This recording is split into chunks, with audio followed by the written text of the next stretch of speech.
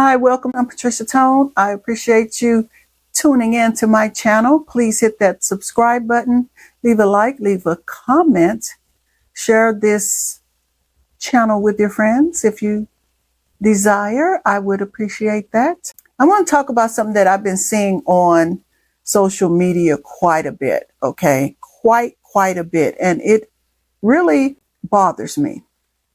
And I'm going to tell you why. So today's topic is, why do people hate being around other folks nowadays? I understand it, but I have a problem with it. And I'm going to tell you why. So I grew up around my grandparents, and one thing I remember as a child is when someone had an issue, especially in the family, a problem, and other people in the family could help out, they would go help out. No questions asked. No fussing about helping them. They would just show up at the house, do what's needed to be done to help the person, make sure they're okay, and then checked on them periodically. And one person that was pretty good at doing that, or very good at doing that, was my grandmother. My grandmother and I used to roll up to one of her sisters or brother's house unannounced, and she would go in and help them with whatever situation that was going on and make sure they're okay mentally, make sure they had food in the house, stay there. So the camera cut off because I ran out of room on my SD card, because I have the monitor flipped to the back so the reflection won't be in my glasses. And I had just did this great episode. So you would now be seeing me try to remember what I said before the camera cut off. I thought I had enough room because I took some other stuff off, but maybe I was just talking too long. Anywho, this is part 2 of trying to figure out what I was talking about, or what I said that didn't get recorded. I was talking about how my grandmother used to just go over to her siblings' house to help with whatever problem they had. There was no, let me go over here and see what she need. Oh, let me go over here and see what he going through. And vice versa. But what I saw from my own grandmother, it was, she's going over there to help you with whatever you need. There was no complaining. There was no negative gossiping about it. You know, it was always to be of service. Yes, siblings get on each other's nerves. Yes, there was one or two that was always the ones you didn't want to see coming sometimes. But that's me. I don't even know if it was necessarily her. But my grandmother wanted to help people. That's all I ever saw. And we would take these long drives to the country. And like I said, I have family in Rosenberg. They grew up in Rosenberg, Wallace, and Simonton, Texas. And I just remember this long road. When my grandmother made that turn down that dirt road, I knew we were going to see my great-grandmother. I knew we were going to her mom's house. I knew I was going to get to braid my great-grandmother's hair. And looking back on it now, I can't believe how small that house was, or is. Well, it was, but they were happy, you know. They made it a point to be around other people. You cannot go through life without being around other people. I was that way. I used to go visit my friends. I was always the one going over there. I could count on one hand how many times they came to see me. but I don't expect people to be like me. I'm just different. When you grow up around a giving person, it's hard to not be that way. I just got to see how she went to check on everybody, and called everybody. I had one cousin, RC, he's the one that was the race car driver, and his car used to be sitting out in front of the restaurant hamburger place. It was similar to a Sonic, I don't know, but it just reminded me of the Dukes of Hazzard's car. And we go up over to his house, which was on the same property. And I'm getting ready to get out the car, and I never forget, he had this three-legged dog, and I was like, get ready to get out the car. And my grandma said, don't get out that car. I said, but it's a three-legged dog. And she was like, that three-legged dog will tear your head off. Right when I'm opening the door, RC runs out the house to close the door, like, don't get out this car. And I don't know what was wrong with me. I was like, it's just a three-legged dog. He's like, yeah, you think he's a three-legged dog, but that three-legged dog act like he got four legs. He will tear you up. And baby, ever since then, I ain't getting out the car. You only had one time to tell me don't get out. I'm not getting out. Ever. Ever. Okay. Listen, we would go around and visit her other sister, and she had turkeys. And again, I'm a little bit thing. I remember one time I tried to get out that car, them damn turkeys started chasing me. Shit. I ain't never get out that car again. I had to be escorted into the house. No, them turkeys was bigger than me. And she used to just laugh and laugh. But baby, no. Immediately, no. My grandmother would go and check on all of her siblings. I remember out there in the country as well as in Houston, she would go by her brother's house. If he wasn't there, Uncle would be at the liquor store, and she would go by there to check on him, try to make him go home. And I'm saying all this to say I never saw her get tired of looking after her family. I'm not saying she probably never did get tired or never said something negative, but it was a different vibe. It wasn't really a complaint that I saw, I just, it's not like what you see today. I ain't got no there. She get on my nerves. When you gonna learn how to do this? How long? It was, I never ever saw any of that. How long, God? Just the nastiness in the way people help folks. Well, just don't help them. This energy of nobody can make mistakes, or life can't get the best of people, or that you think you're going through life without nobody ever helping you. You act like you just woke up and ain't nobody ever helped you. It's unbelievable. It's really unbelievable. This ideology of people not wanting to be around other people, wanting to be in the house all the time, an introvert and just by themselves. It's not good, y'all. It's not good. Yes, I know people are cray-cray. I know folks are out here out of their minds. I know it's hard to meet people who you feel you can trust, but you still can navigate without all of that negativity. You really can. And it's just figuring out where you want to go and where the people who like the things that you like. When the last time y'all been to the library? I used to go to the library all the time. Now, I ain't gonna admit, I'm not gonna lie, I haven't been in a while due to work and things like that, but I stayed in the library.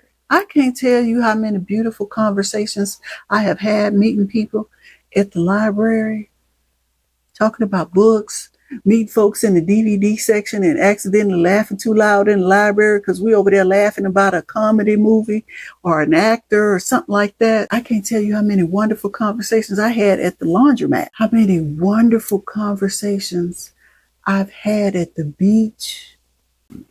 I've had just walking at the park, seeing somebody who has a camera and we comparing cameras and talking camera talk and tech talk. I, you know, there's good energy out there. As hard as it is, you have to find it. And sometimes the trick is I don't search for it. It just happens naturally, right? It happens naturally. Now again, I'm from Texas. I do know how to break the ice with people. I do know how to just have conversations with people. And that's one of the things I used to love about ride sharing. I met so many people around the world that would look at me and be like, oh, wow, I've never met anybody like you, because they were shocked at how many similarities we had, especially by me being a Black female. They were in shock at the ideology that I had, the conversations that I had. And they would be sitting back there like, it's the best conversation I ever had in my life, in their lives. I kid you not. I kid you not. If I could find some of the things, I used to save some of the comments that they would leave on the app. I'm going to go look for them, see if I could throw them in here. I had so much fun back in the day doing ride sharing. That's why I didn't want to get a real job. I didn't want a 9-to-5. I was having so much fun. I was able to pay my bills, but I was having these conversations that were magical, that were educational, inspirational, hilarious, and yeah, I hate that it's different now. I hate that it's different now because I drove all over this city.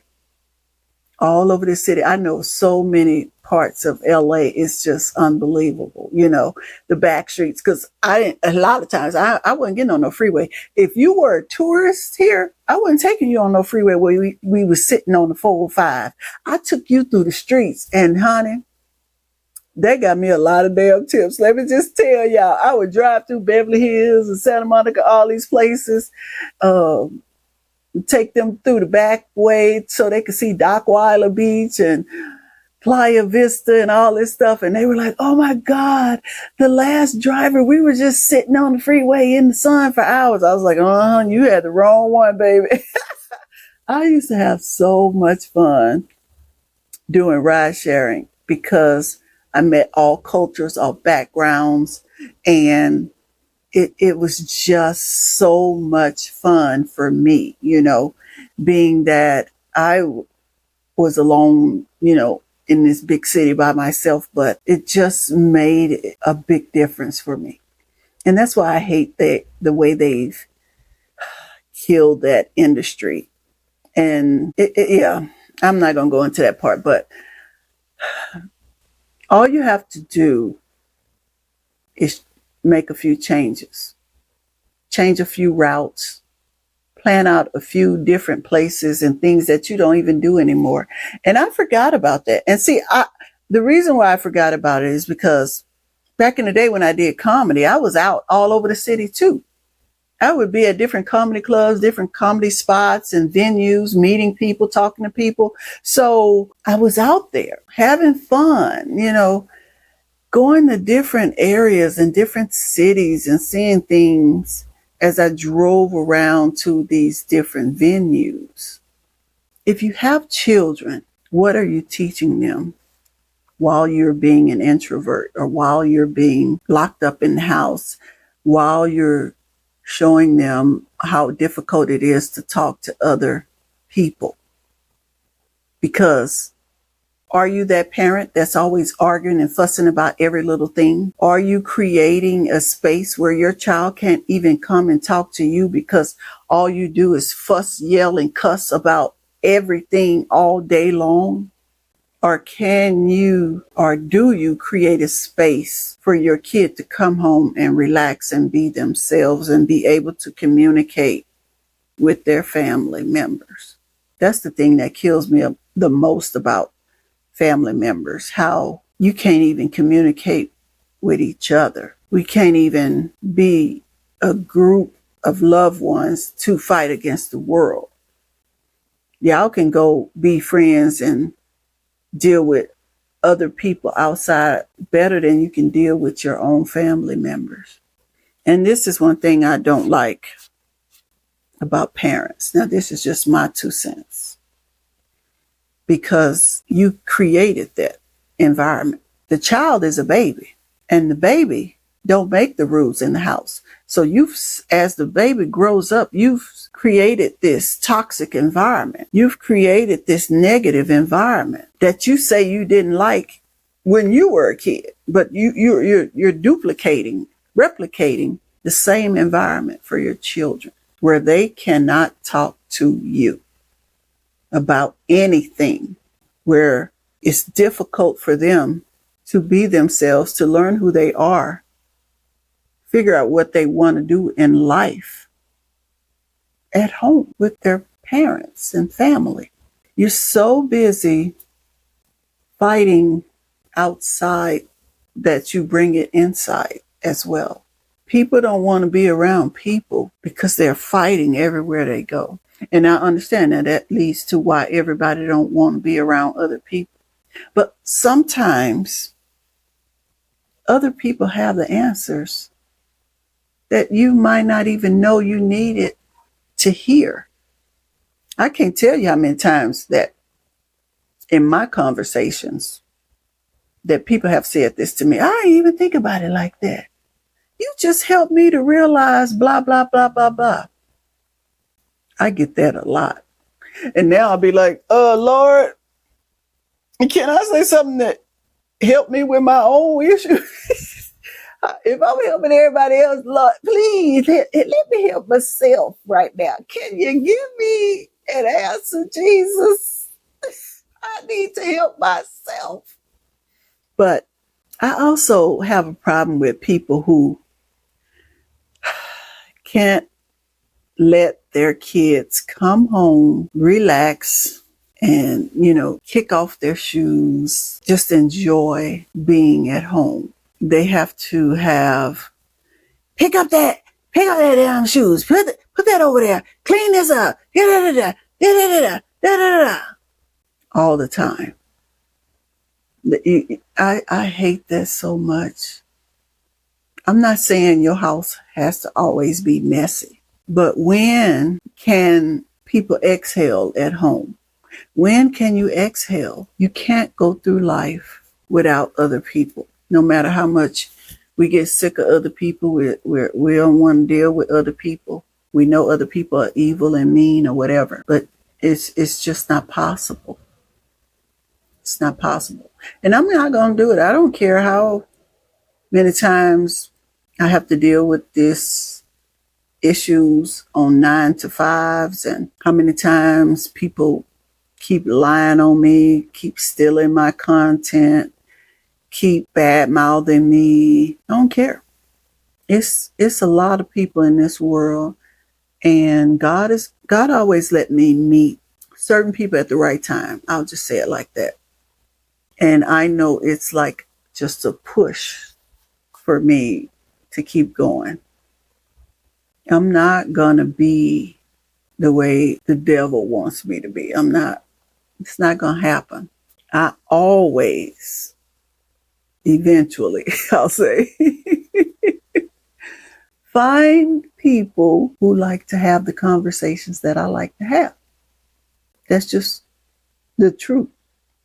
And I talk about a lot of things because I am not a one-minded person. I don't think just one way. And I know the world doesn't run just one way. They just don't.